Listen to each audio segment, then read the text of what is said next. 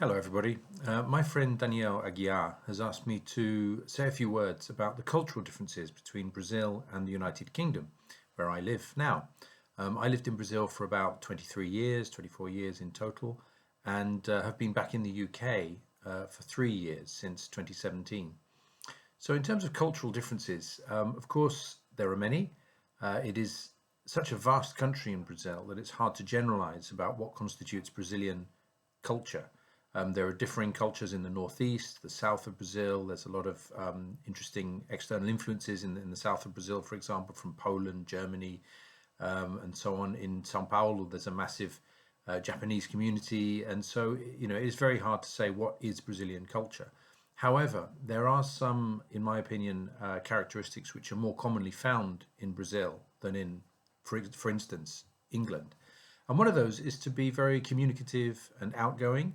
I realize not all Brazilians are like that. Some people are shy. Some people are, don't enjoy necessarily loud parties and gatherings, and maybe a bit introverted. But in general, it's fair to say that if you speak to people that you don't know in Brazil, in, for example, a waiting room or a line somewhere, it's quite possible that you'll have a conversation.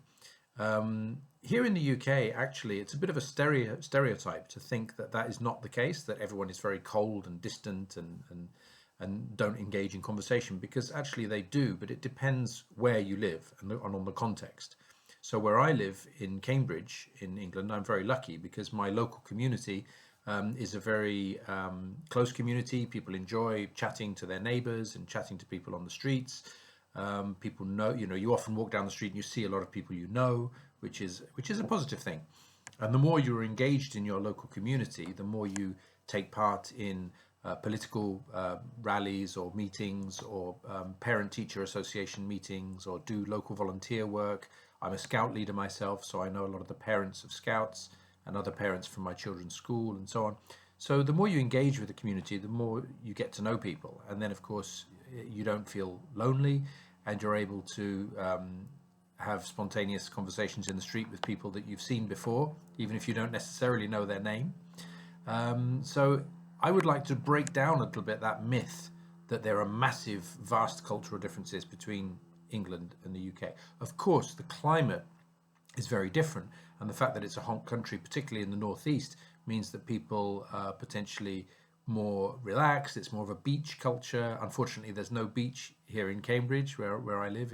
Most of the year, it's quite cold and possibly it doesn't rain actually much here in Cambridge, but it's not always the weather that you want to be putting on beach clothes. Certainly, in terms of nightlife, definitely there's a lot more going on in most large cities in Brazil at night than there is in the UK. Although when it comes to capital cities like London, large regional capitals like Manchester and so on, of course there are nightclubs, there are pubs, bars that open till very late. It's just in the smaller towns that you tend not to see much happening after about 6 o'clock in the evening. Whereas in Brazil, I think it's fair to say that even small towns will have a bar or a restaurant or some kind of place where people gather and meet with their friends. We do have a pub culture in England, which is very popular. Not so much happening at the moment because of COVID, because of the lockdown. So the pubs are currently closed for a period of a month to avoid transmitting the virus more than necessary. A lot of other shops are closed as well, but schools are open. Um, so, having lived in both cultures, half my life in England, half my life in Brazil, I would say there are things which are universal and common to humans everywhere you go, and that is the need for social contact. But certainly, the vibrance of Brazilian culture and the extroverted nature of many people and the love of music and getting together and large groups of people, barbecues, that kind of thing. That's really not so common in the UK.